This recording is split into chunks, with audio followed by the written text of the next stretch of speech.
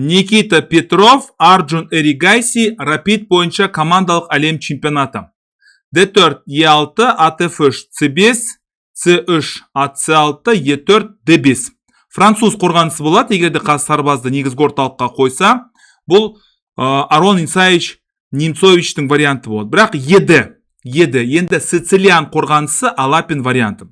Вәзір D5, піл E2, ATF6, рокировка, піл E7, піл E3, және рокировка. Вәзір B3, кеттік дейді. Айырбастайық, ұсыныс енгізіп тұр. Жоқ, вәзір F5, айырбастамаймыз. DC, ат D5. Мына ағылшын пілінің түбіне жетудің амалы. Піл D4, ат F4. Жарайды, піл кетік балды, енді біз деген өзіміздің Каспаровтың атын алып келеміз.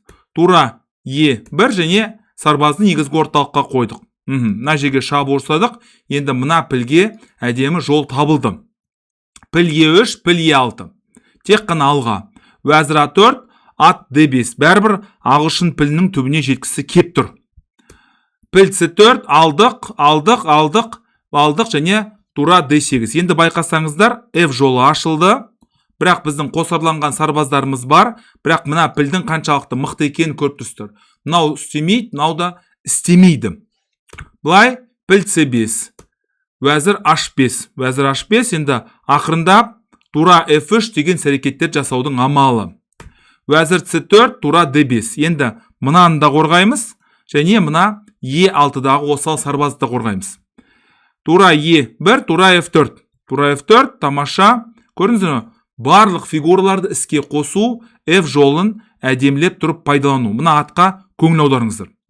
Бұлай және вәзір F5. Ат B1 енді не істейді енді? Бір нәрсе шығару керек оны. G5 орталық тұрақты, сол себепті оң қанатта немесе сол қанатта шабуыл жасауға болады. H3, H5. Алдық және ат D2.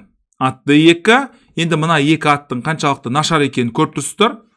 Кеттік. Ат негізгі орталыққа келді. Күнделікті бұндай көрініс болмайды. Төртеуде 5-ші қатарда тұр. Вәзір E2, G4. Тек қана алға қозғаламыз. C4, F3. Енді сарбаз шеге деген лақабаты бар бұның. Бұлай және G3. Алсаң ала бер деп тұр. Мынаны алсаң ала бер, бірақ мен мынаның түбіне жетем. Италия пілі сенің түбіңе жетеді деген сияқты. Алдық және ат D3 осымен ойын аяқталды. Тағы бір рет ескертем. Мына фигураларға көңіл аударыңыздар. Жарайды. Мысалы, мына жерде былай болатын болса, мына фигураларға бәрібір көңіл аударыңыздар. Қаншалықты нашар фигураларды міндетті түрде белсенді торларға, белсенді шаршыларға орналастыру керек.